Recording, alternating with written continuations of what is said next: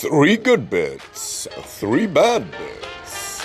In a nutshell, about a destination.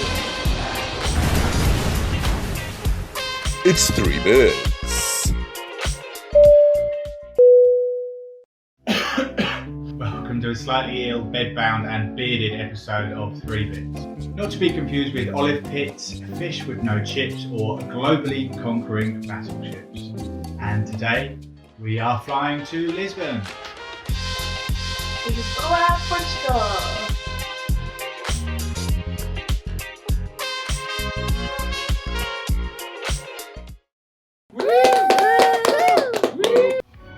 So we're going to start things off with cheating a little bit. It's actually a couple hours east of Lisbon, but it's a district called Algeva, and it's gorgeous in so many ways. We thought it was very cool today. Algeva's extremely low light pollution levels allow for incredibly clear skies, which in turn led it to become the world's first certified starlight tourism destination. The views of the Milky Way are staggering around the Great Lake, which in itself is a UNESCO World Heritage Site. Algeva Lake Observatory in Montserrat provides an unforgettable experience. You spend the night looking up at the sky, and there's canoeing, hiking, horseback riding, wine and gin tasting, all in the area. You know what you need after such a long night stargazing? Coffee!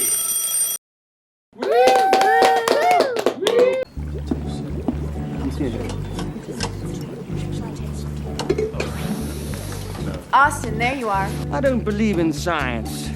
When it comes to the spy game, to me, it's all instinct.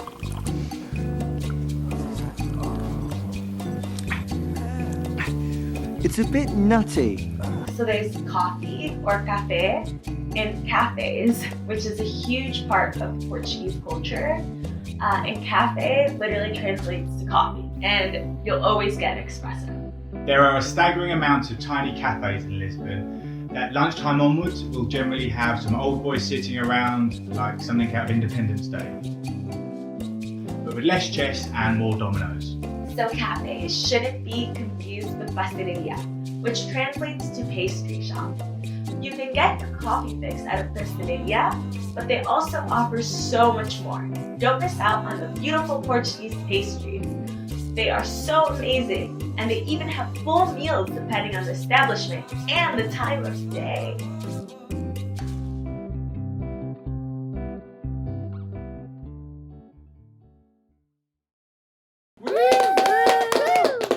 Lisbon has a football history richer than Jeff Bezos and deeper than Seth Rogen after a blunt.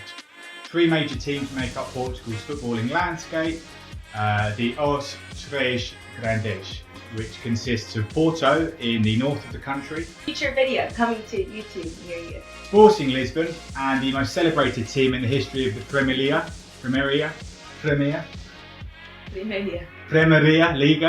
our local side Benfica. The main league runs from May to August annually, with the local derby days of Sporting and Benfica and vice versa a massive buzz. Even if you're not into football, I would highly recommend just for the atmosphere.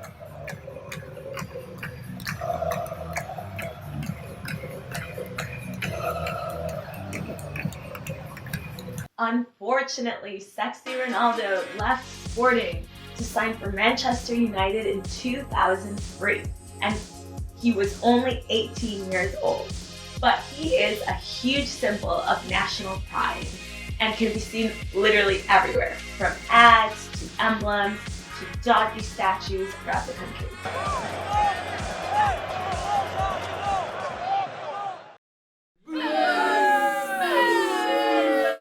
Now it can work both ways, and I like to think of myself as quite a laid-back kind of guy, but if it's anything to do with anything important, it can be really frustrating.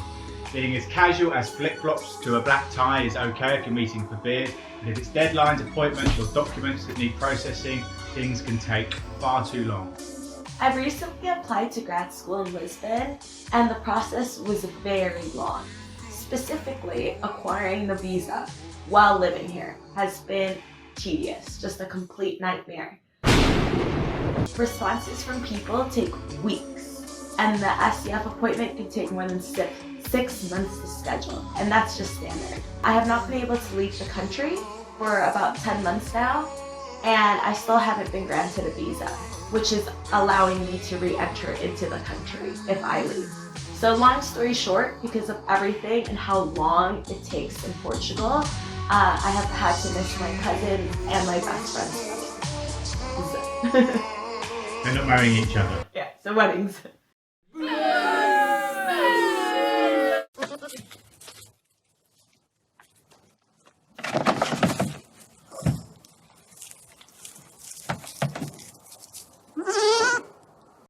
The city has a very historic tradition of using small and very smooth cobblestones in their streets. Combine the San Francisco-esque hills with these cobblestones and some wet weather, and you just might end up on your ass. Pro tip, avoid heels and embrace rubber. It obviously makes certain areas totally impossible to jog through, especially in bad weather. Yeah, too right. I'm freezing. Let's whack it up to 29. 29 degrees? Are you insane? I don't actually want it to be 29, but you've got to give it something to aim for. It'll get hotter quicker. No, it won't. It's either on or off. You set it, it achieves the correct temperature, it switches off. Oh, sure. You set it to 23. It'll be pootering along.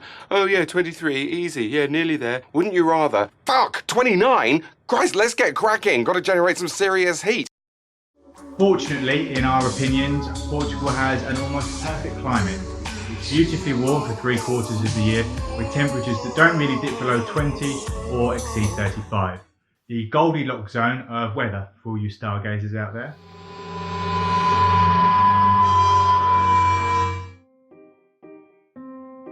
Even though the winter isn't particularly cold, especially comparatively to a country like Russia, there is no double glazing in the windows or central heating.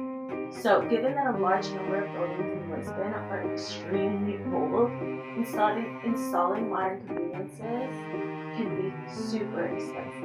And it was something to keep in mind in traveling between like December and February. So, to recap, have a look up at the Milky Way. Cafe.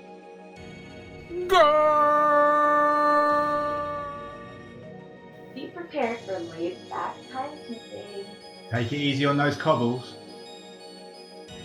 Remember to factor in the common lack of central heating and double glazing. Until next time.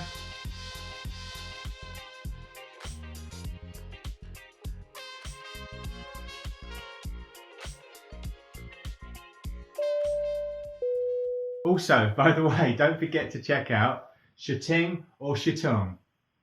Okay? Tokyo and Prague. I don't know which one's which, but have a look at them. Episodes 1 and 2. Ciao Bella.